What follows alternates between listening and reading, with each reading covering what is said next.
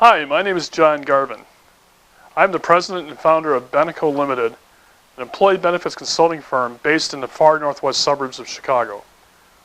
We are pleased to present this video about long-term care insurance, LTCI, as an employee benefit as one in a series of videos designed to provide a basic level of understanding around employee benefit concepts and ideas of interest to owners and managers of businesses of all sizes. In this video, I'm going to talk about four things. First, the need for LTCI.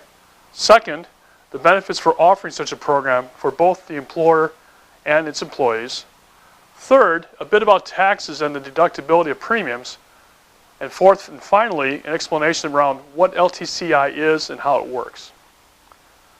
First, as to the need for LTCI, people are living longer, and when you live longer, a couple things happen. First of all, your health declines, and this is something people don't like to think about, but it's a fact of life. And second of all, the longer you live, the more money you're going to need to maintain the lifestyle that you want. Today, the average life expectancy in the United States is close to 80. Because we are living longer, the number of years in retirement has also been extended. Since as a nation, the vast majority of us are no longer covered by defined benefit pension plans, our 401k accounts have become the primary source for many of us for our retirement income. The big problem, though, is that most people have not adequately saved for their retirement income needs, much less for their health care and specifically their long-term care needs in this extended period of retirement. As an employer, I believe you are uniquely situated to help yourself, as well as your employees, address these issues. It's possible that you or a loved one will experience the need for extended care, which can include long-term care, in your lifetime. In fact, a Georgetown University report shows that 7 in 10 people who reach the age of 65 will need some long-term care before they die. Also, long-term care is not the eminent domain of just the elderly. In fact, 40% of long-term care in this country is provided to working-age people 18 to 65 because of disabling accidents or sicknesses. And the average length of care, almost 4 years. And what's more, the average life expectancy after an Alzheimer's diagnosis after the age of 70 is 4 to 7 years. Okay, aside from the incidence and length of care, it is also quite expensive.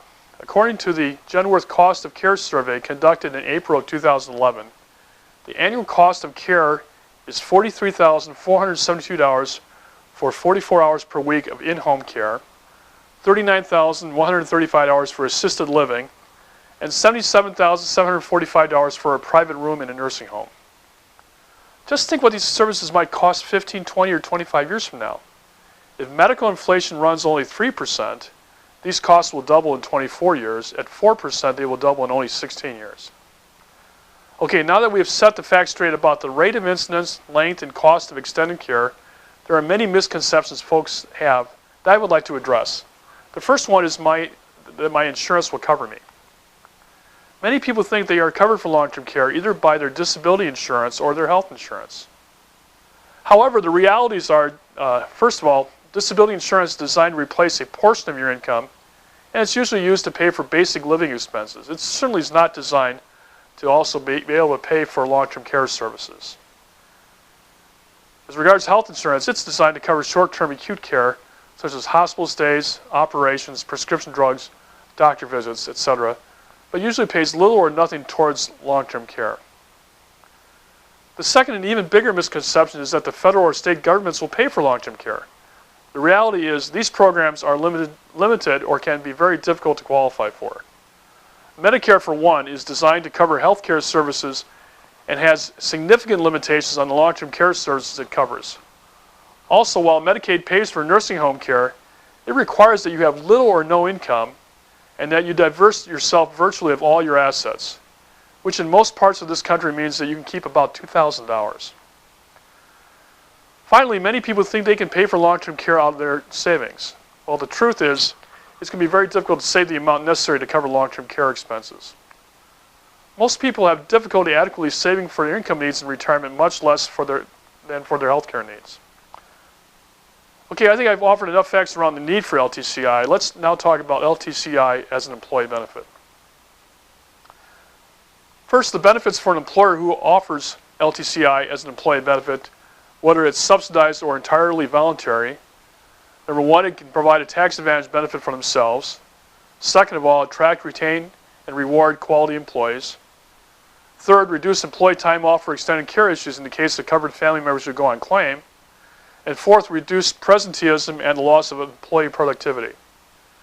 The benefits for employees include, one, protecting one's retirement income stream and lifestyle.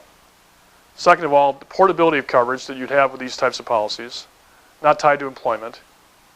And third, an ability to purchase coverage on your spouse, parents, parents-in-law, grandparents, grandparents-in-law, adult children 18 and older, and even siblings. Third, in cases where a business sets up LTCI as an executive benefit, there are several points to consider about the tax treatment and deductibility of premiums. First, businesses may be selective and pick and choose who they want to offer coverage to in the business. Owners may include just themselves if they can be reasonably identified as a select class of employees based solely on employment status, not their status as owners. Second of all, if a business offers coverage to an owner or an employee, it may also offer it to that person's spouse. The spouse doesn't have to be an employee. This is not the case with other executive benefit packages, such as non-qualified deferred compensation or executive bonus plans using life insurance. Third, the business owner may be able to use business dollars to protect personal assets. The owner may be able to deduct either a portion of the premium for both him and his spouse on his federal taxes. Of course, the deductibility is subject to age-based limits, or it may be fully deductible. The tax deductibility is based on the type of business you have, whether it's an LLC, partnership, C corporation, S corporation, etc. And for specific advice about this, you really should consult with your tax advisor. Fourth, if the business purchases LTCI for a non-owner employee and his or her spouse, the business may deduct a premium. It's not considered income to the employee, and it's not taxed when received as reimbursement for long-term care. Now, isn't that cool? Okay.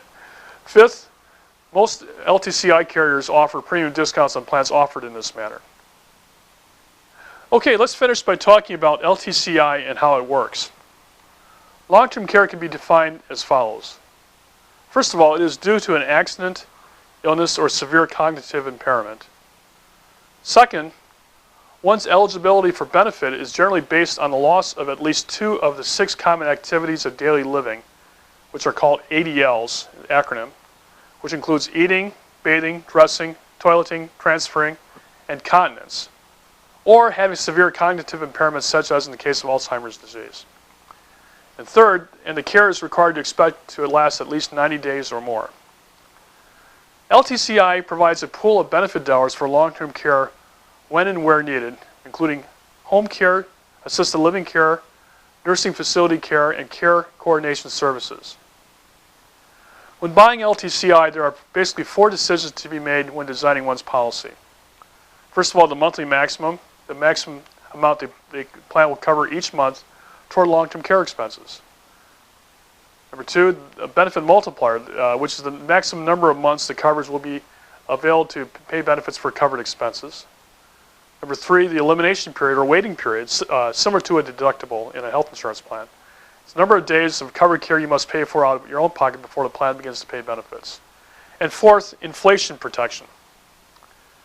As a broker, my firm works with all the major LTCI carriers, and we would be happy to tailor a product solution for your company that meets whatever objectives that you might have, be it a program that's entirely voluntary, one that's designed to selectively cover key employees, or a combination. That concludes our overview about long-term care insurance as an employee benefit. If you have further questions about this subject, please give us a call at 847-669-4800. We are really glad you joined us today, and we hope you'll take the opportunity in the future to view the other videos in our series around employee benefit concepts and ideas of interest to owners and managers of businesses. Bye for now.